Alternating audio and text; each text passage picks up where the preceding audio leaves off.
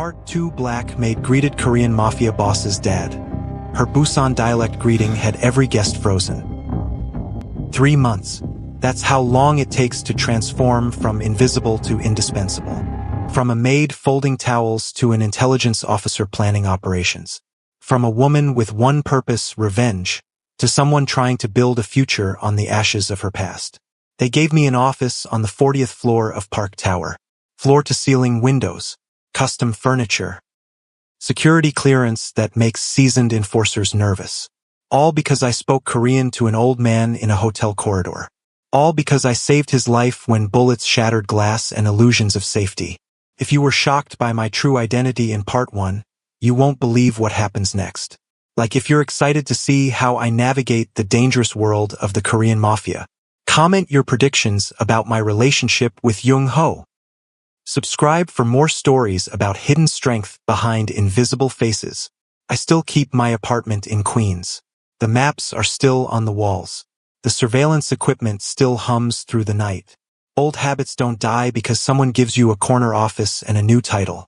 10 years of looking over my shoulder can't be erased by 3 months of conditional acceptance. And it is conditional. Make no mistake. The park organization tolerates me because Old Man Park decreed it. Because Jung-ho supports it. Because I proved useful when Jin-woo tried to destroy them. But the old guard watches me with thinly veiled contempt.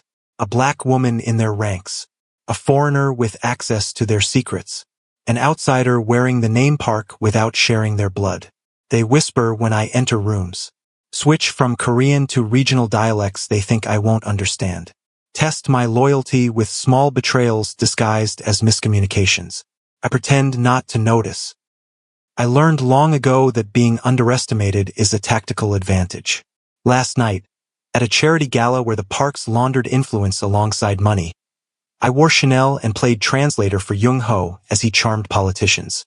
3 hours later, I was in Flushing, dressed in black, interrogating a smuggler who'd been skimming profits. The blood under my fingernails didn't quite match my nail polish. The duality would be amusing if it wasn't so exhausting. You move between worlds better than anyone I've ever seen, Jung-ho told me afterward, as his driver took us back to Manhattan. He meant it as a compliment. He doesn't understand that moving between worlds means belonging to none. Jin-woo sits in federal custody, but his network persists like cancer after the tumor's removal. His lieutenants operate from shadows, determined to finish what he started. They've already made one attempt on Jung-ho's life. A car bomb that would have succeeded if I hadn't recognized the pattern from an attack in Busan years ago. For seconds of warning. The difference between life and death. Now I lead the investigation to identify remaining traitors in our ranks. I say our like I've accepted my place here. Maybe I have. Maybe I'm tired of running. Maybe having a purpose beyond revenge feels like oxygen after a decade of holding my breath. My methods aren't traditional. I don't rely on loyalty tests or torture or threats to family members, the time-honored approaches of Korean organized crime. I follow money. I analyze patterns. I create digital tripwires that reveal betrayal before it materializes. The old guard hates it, calls it too American. They don't realize I learned these techniques tracking Jin-woo for 10 years without resources, without backup, without anyone believing in my existence, let alone my capabilities. Your father would be proud, Old Man Park told me yesterday, watching me compile data on suspected traitors. He uses that phrase deliberately, your father, reinforcing the legitimacy of my connection to Sangmin, to the Park family, to a heritage that shows on my face only when I speak. I dream of Busan more frequently now. The small apartment above the noodle shop. The careful way Sangmin taught me to observe people, to read intentions in body language, to move without being noticed. He never told me he was grooming me for the family business. He thought he was teaching survival. Maybe they're the same thing. In one recurring dream, I'm 8 years old again, standing on Busan's docks as rain soaks through my clothes. The American missionaries are walking away, their backs straight with righteous certainty as they abandon the black child they brought to Korea. A failed project, an embarrassment, a complication for their narrative of white saviorism. In the dream, I don't cry. I didn't cry then either. I had already learned that tears were useless currency. Sangmin finds me in the dream as he found me in life, huddled inside a shipping container, planning to stow away on a vessel heading anywhere else. But instead of taking me home as he did in reality, Dream Sangmin walks past, unseeing. I call out in Korean, perfect, fluent Korean, but he doesn't turn. I am invisible, unheard, abandoned twice in one day. I wake from these dreams drenched in sweat, heart hammering against my ribs. The jade pendant Sangmin's father gave me clutched so tightly in my fist that it leaves an imprint on my palm. The fear isn't of abandonment. It's of returning to invisibility, of losing the recognition I fought 10 years to achieve. Jung-ho sees me. That's the most dangerous thing about him. Not his power or his ruthlessness or the blood on his hands, but the way his eyes track my movements across rooms.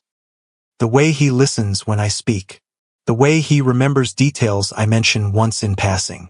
After a lifetime of being overlooked, being truly seen is more addictive than any drug. There's something growing between us. Unspoken, unacknowledged, unexpected. A recognition of kindred spirits, perhaps.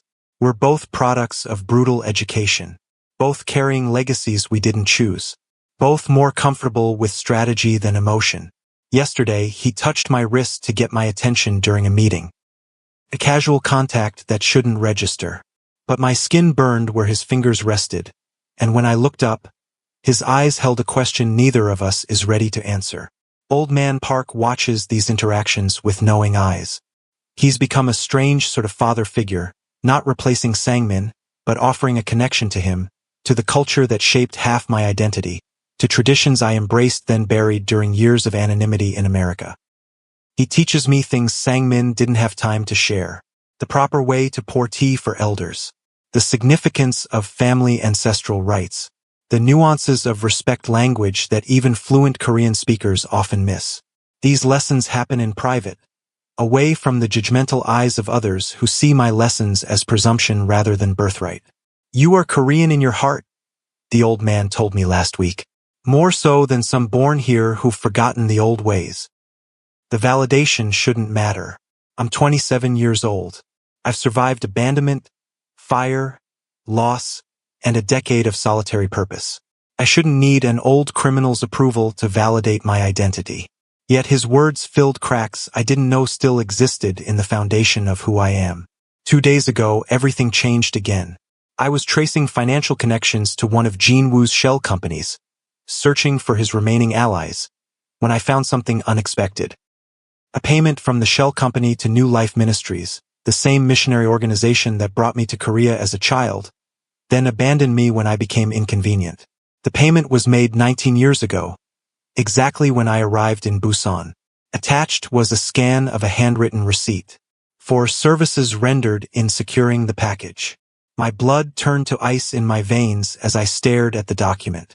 The implications crashed over me in waves of nausea. I wasn't abandoned by righteous missionaries. I was sold. A transaction.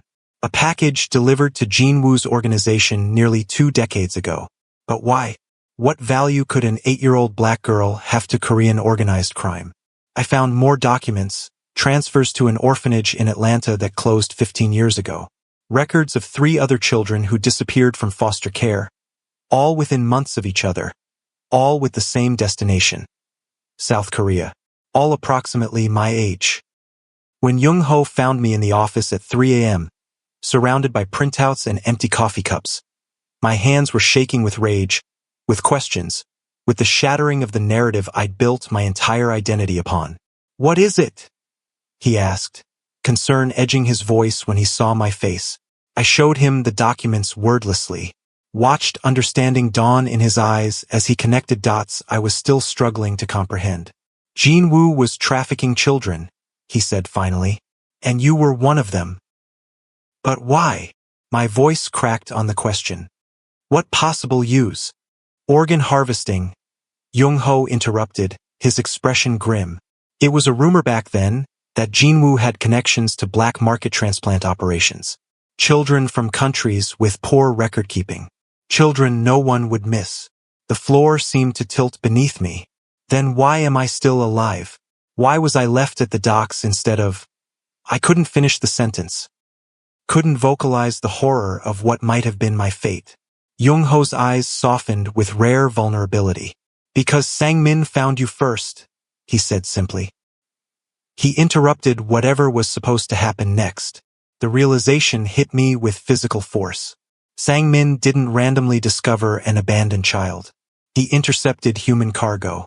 Saved me from becoming spare parts for wealthy patients who wouldn't question the source of their second chance at life. Does this mean my parents didn't give me up? The question escaped before I could contain it. The desperate hope of a child who never stopped wondering why she wasn't wanted. Was I taken? Jung-ho hesitated before answering. It's possible. These operations typically targeted vulnerable children, orphanages, overwhelmed foster systems, impoverished areas where documentation was minimal. I need to know, I whispered. The mission crystallized with sudden clarity. Not just justice for Sang-min anymore, but truth about my own origins. About who I was before I became Park Min-ji. Before I became Vanessa Jenkins. Before I was forced to recreate myself in the image of survival. Shocking twist. Did my life begin with a kidnapping rather than abandonment? Like if this revelation left you speechless. Comment your theories about my real parents and whether I should pursue the truth. Subscribe now because the action is about to intensify as enemies close in from all sides. Jung-ho offered resources without hesitation, access to databases, investigators with experience tracing missing persons, DNA analysis that might find familial matches. His immediate support should have been comforting. Instead, it terrified me. What would I become if I discovered my entire foundation was built on lies? Who would I be if I found a family that had been searching for me all these years? What would remain of Park Min-ji if Vanessa Jenkins had a history beyond abandonment? I threw myself into work instead of dwelling on unanswerable questions. The Park organization was attempting to legitimize portions of their business empire, moving into real estate development, technology investment, legitimate shipping. I found myself in boardrooms with American executives who spoke to Jung-ho while ignoring me entirely, despite my position as head of strategic intelligence. Their dismissal became my advantage. Men who believe you're merely decorative speak freely in your presence. They reveal weaknesses, biases, ulterior motives. One executive from a major investment firm spent an entire meeting addressing his remarks to Jung-ho's chest while I recorded every word, analyzed every inflection, cataloged every lie. Afterward, I presented Jung-ho with a comprehensive breakdown of the man's true intentions. To acquire proprietary technology through the partnership, then force the parks out through regulatory complications. How do you do that? Jung-ho asked, genuine admiration in his voice as he reviewed my analysis. See through people so completely? When you're invisible long enough, you learn to see what others miss, I replied. It wasn't the whole truth. The whole truth was darker. That Sang-min had trained me from childhood to read threats in micro-expressions, to hear deception in vocal patterns, to recognize the subtle tells of someone planning betrayal. That my survival had depended on these skills long before I used them in corporate boardrooms. I became our bridge between cultures, helping the parks navigate American business customs while educating our American partners on Korean expectations. My dual identity, once a source of perpetual alienation, became our competitive advantage. I existed in the hyphen between Korean-American, translating not just language but intent, context, implication. For 6 weeks, I felt almost settled, almost purposeful beyond revenge or survival, almost like I belonged somewhere, to someone, to something larger than my pain. Then came the betrayal from within. Park Sung-ho, Old Man Park's nephew, who had resented my position from the beginning, made his move with calculated precision. He planted financial irregularities under my access credentials, created digital breadcrumbs suggesting I was funneling organization money to offshore accounts, whispered to Old Man Park that perhaps his sentiment for Sang-min had clouded his judgment about the black woman who claimed connection to a dead man. I discovered the frame-up only hours before it would have been presented as evidence against me. By then, Sung-ho had already isolated me from my strongest allies, sending Jung-ho to Tokyo on urgent business, arranging for Old Man Park to visit his doctor for tests that would keep him unreachable for hours. I had a choice. Run again, start over somewhere new, abandon the identity I'd fought to reclaim, or stand and fight alone, with limited resources, against an enemy with home field advantage. Running was smarter. Fighting was necessary. For myself, for Sangmin's memory, for the truth about my past that remained tantalizingly out of reach. Instead of fleeing, I went to ground in my Queen's apartment. Activated emergency protocols I'd established during my years hunting Jinwoo. Called in favors from people who owed me. Not Park Min-ji, not the park's intelligence officer, but Vanessa Jenkins, the woman who had helped them when no one else would. The bartender who listened when they needed to be heard. The cleaner who found their lost wedding ring. The waitress who remembered their children's allergies without being told. My network wasn't powerful in traditional ways. No enforcers with guns. No politicians on payroll. But I had information specialists who could trace Sung-ho's digital footprints. Building security guards who could tell me his movements. Hotel staff who could access his meetings. Within 18 hours, I had compiled irrefutable evidence that Sung-ho wasn't just framing me. He was working with Jinwoo's network, positioning himself to take control of the park organization once I was discredited and Jung-ho was undermined. When Jung-ho returned from Tokyo to find me gone and accusations against me circulating, he didn't believe them. Not for a second. That trust, immediate, unquestioning, absolute, hit me harder than any betrayal could. In a lifetime of being doubted, dismissed, and discarded, his faith was revolutionary. He found me in Queens, arriving alone despite the risk, concern etched in features usually schooled to impassivity. When I showed him the evidence against Sung-ho, anger transformed his face into something dangerous, something predatory. He will pay for this, Jung-ho promised, the softness of his voice inversely proportional to the violence it promised. Not yet, I countered. We need him to lead us to the others, to Jinwoo's remaining network. Jung-ho studied me with that penetrating gaze that always made me feel transparent. Always the strategist, he said finally. Even when it's personal. Especially when it's personal, I corrected. Emotion is a luxury I've never been able to afford. Something in my voice must have betrayed the cost of that statement. The years of suppressed rage, grief, loneliness. Jung-ho moved closer, hesitating before lightly touching my face with calloused fingers. What if you could? He asked quietly. Afford emotion. Afford connection. Afford to be something beyond a weapon or a tool or a survivor. The question undid me more effectively than any torture. Tears I denied for a decade threatened to surface. I stepped back, away from his touch, away from the dangerous possibility he represented. We have work to do, I said, my voice steadier than I felt. Sung-ho is meeting his contact tonight. If we move now, we can identify the rest of Jinwoo's lieutenants. Jung-ho allowed the deflection, respecting boundaries I'd built for survival. But his eyes promised this conversation wasn't over.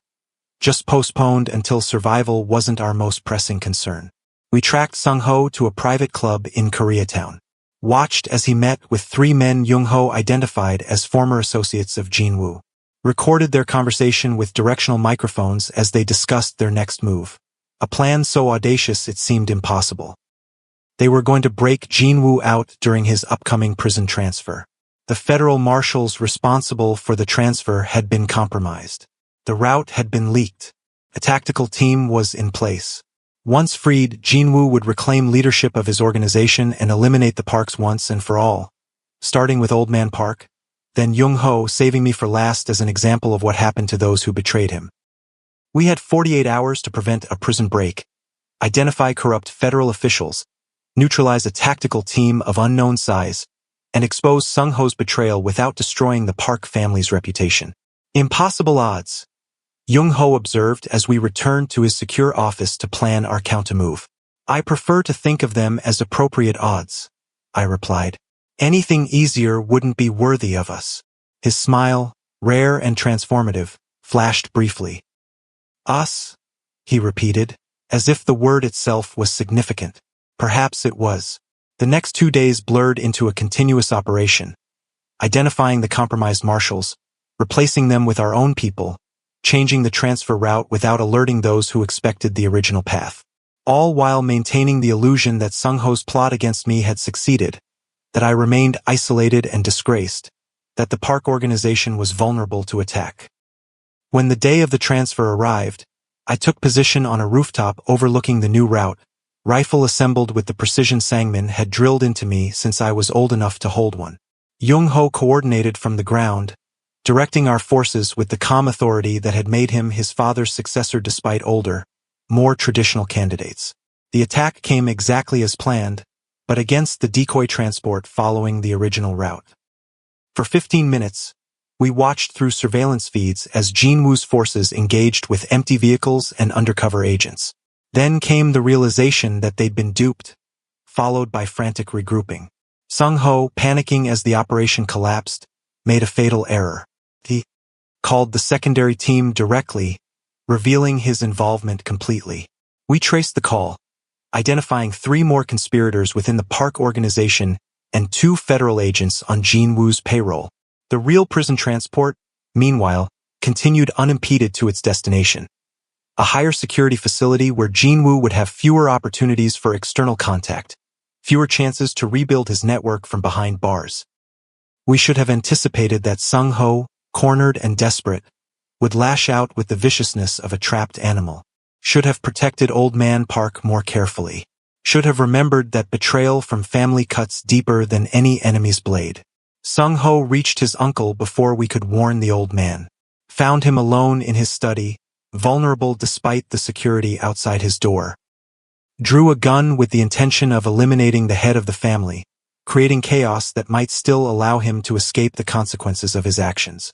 What he didn't anticipate was Old Man Park's lifetime of survival instincts. Despite his age and fragility, the park patriarch disarmed his nephew with a single movement, a technique taught to Korean special forces by American instructors during a war most had forgotten.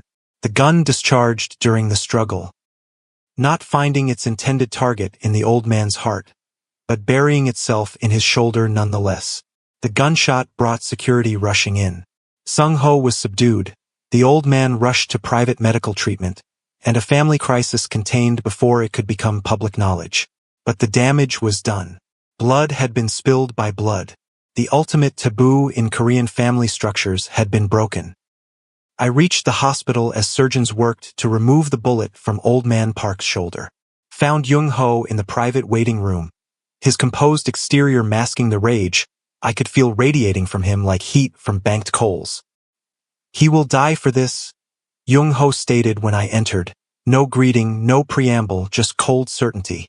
"Not by your hand," I countered, taking the seat beside him. "You can't be the one to kill your cousin, no matter what he's done. The blowback would destabilize everything." Jung-ho's jaw tightened. "You suggest I let this pass? Let him live after he tried to kill my father? After he betrayed our family to Jinwoo? I suggest you let justice happen in a way that doesn't stain your hands with family blood," I clarified. "There are other approaches, cleaner ones." Understanding dawned in his eyes. "You would do this? Take this burden?" "It's not a burden," I said truthfully. Sung-ho was willing to frame me, to destroy everything I've built, to erase Park Min-ji all over again. His death would not weigh on my conscience. Jung-ho studied me for a long moment before nodding once, decision made. No further discussion was needed. Arrangements would be made. Sung-ho would have an accident in custody. His betrayal would be hidden from the wider organization, attributed to outside forces. The Park family would maintain face, avoid internal division, prevent rivals from exploiting perceived weakness.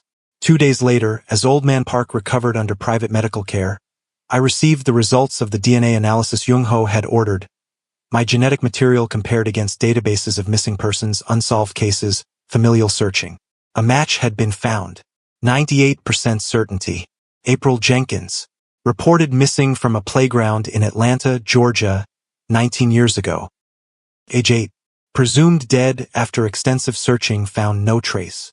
Parents still living in the same house, holding annual remembrance ceremonies on her birthday. Mother a nurse. Father a high school teacher. Two younger siblings born after her disappearance. Their parents' attempt to heal wounds that never fully closed. I stared at their photos, these strangers who shared my blood, my original name, my beginning.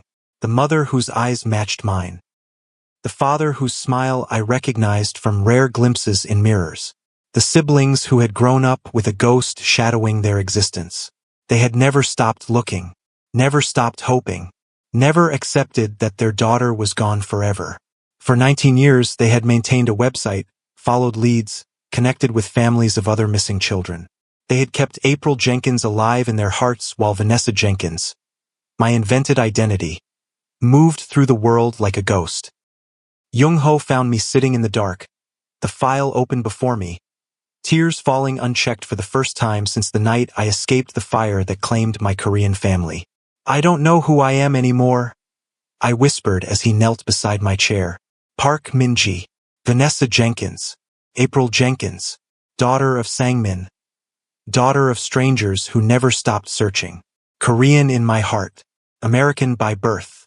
I'm fractured into pieces that don't fit together.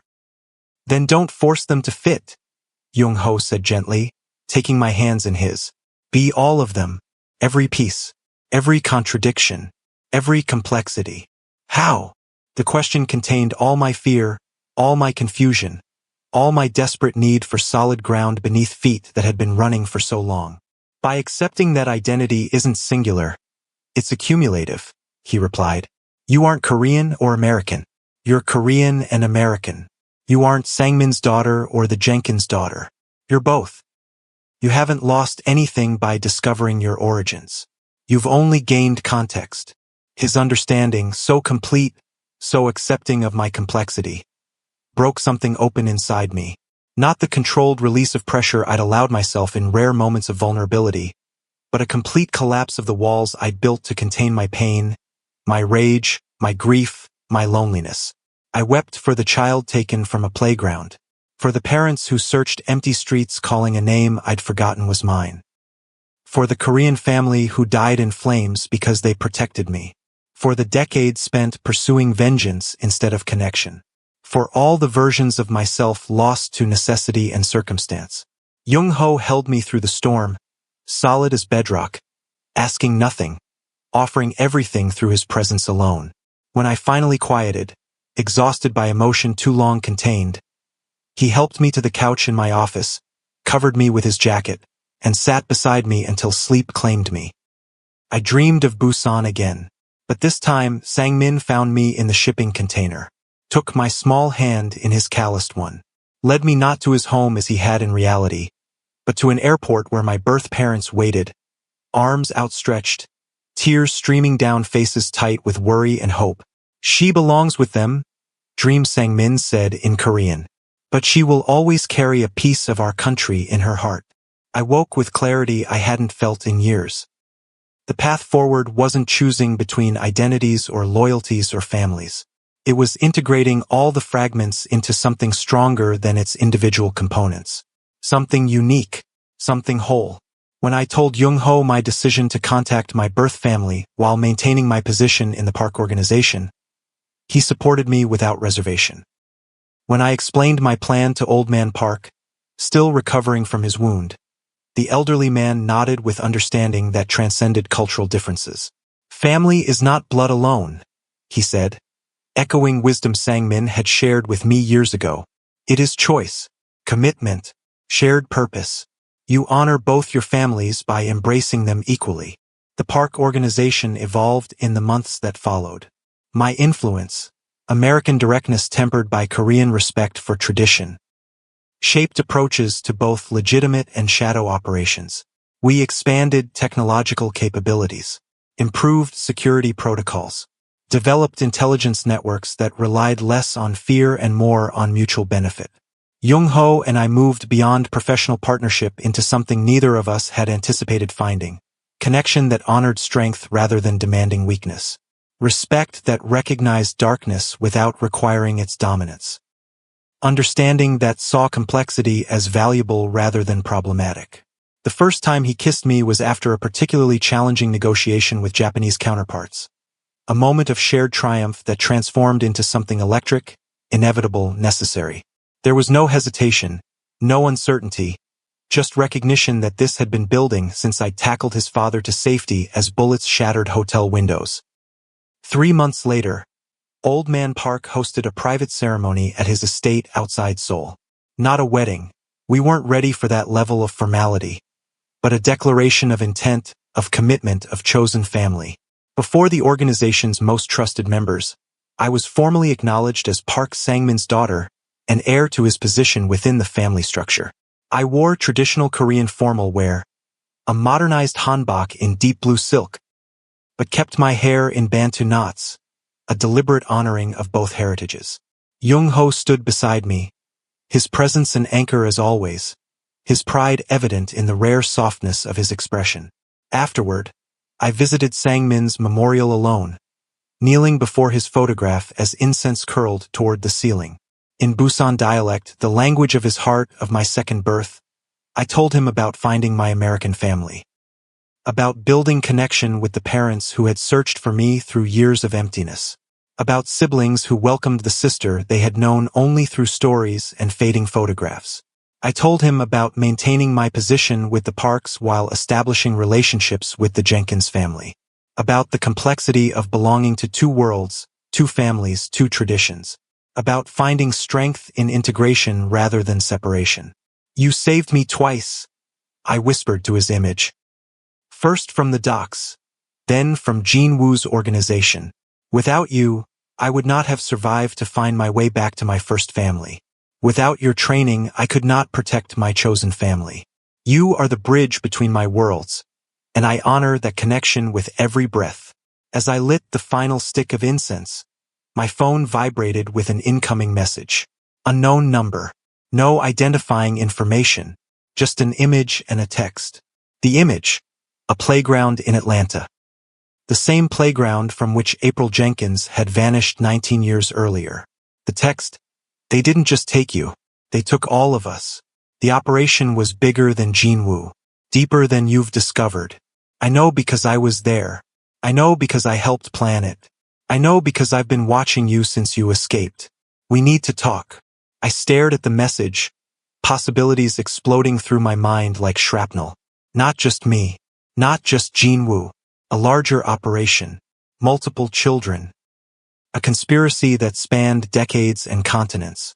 The truth about my past. The real truth beyond what I'd already uncovered. Suddenly loomed before me, terrible and necessary. The mission I thought complete was only beginning. The justice I believed achieved was merely prelude. My hands didn't shake as I typed a reply. My heart maintained its steady rhythm. The fear that should have paralyzed me transformed instead into familiar purpose, into the cold clarity that had kept me alive and hunting for a decade. When and where? I sent back. Simple, direct, unavoidable. As I waited for the response, standing in the quiet of Sang-min's memorial room, I felt the strange peace that comes with accepting one's purpose. I had spent 3 months building a life beyond revenge, beyond survival, beyond the single-minded pursuit of justice. Had found connection, belonging, even love. Now that life would be tested against new revelations, new enemies, new understanding of how deep the darkness truly went. But this time I wouldn't face it alone. This time I carried the strength of two families, two cultures, two identities fully integrated into something greater than its parts. Park Min-ji, Vanessa Jenkins, April Jenkins, intelligence officer, daughter, partner, survivor, all of me facing whatever came next. If this story of finding strength in your dual identity resonated with you, like and share now. Comment your favorite moment from my journey from invisible maid to powerful family member. Subscribe because the mystery of my true origins is just beginning. Part 3 will reveal secrets that could shatter everything I've built. Turn on notifications so you don't miss the next chapter in this thrilling saga.